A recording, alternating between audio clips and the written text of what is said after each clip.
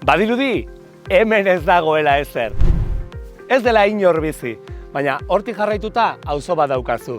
Hemendik 2 kilometrotara herri batera iristen zea, eta handi jarraituta berriz, 2 herri daude.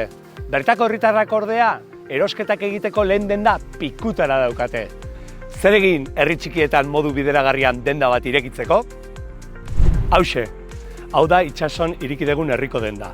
Eta antzeko denda bat, edozein herri txikitan edo landagunetan nahi baldin baduzu iriki dezakegu. Bertan, herritarrek egunero behar dituzten produktuak erosteko aukera daukate herritik atera beharrik izan gabe. Dendaririk gabeko azoka bat da. Herritarrari erosketak modu autonomoan egiteko aukera eskaintzen diona. Bertako ekoizleek bere produktuak balioan jarri eta salmenta zuzena izateko aukera dute eta denda bideragarria da gainera. Baina nola da hori guztia posible herri txiki batean? Konponbide digital berri bat eskaintzen dugulako modu autonomoan erosketak egin eta bitartekaririk gabeko salmenta zuzena ahalbidetzeko. Bertako ekoizleak erdigunean jarriz, beraien lana promozionatzeko bideoak eginez eta herritarrak egitasmo honen inguruan antolatuz. Horretarako talde bat osatu dugu. Teknologia enpresa, arkitekto eta udal aholkulariaren artean.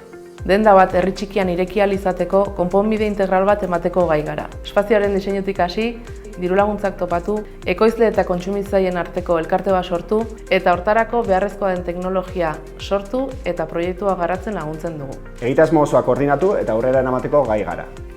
Zuk ere halako zerbitzu berritzaile bat martxan jarri nahi badezu, kontatu gurekin!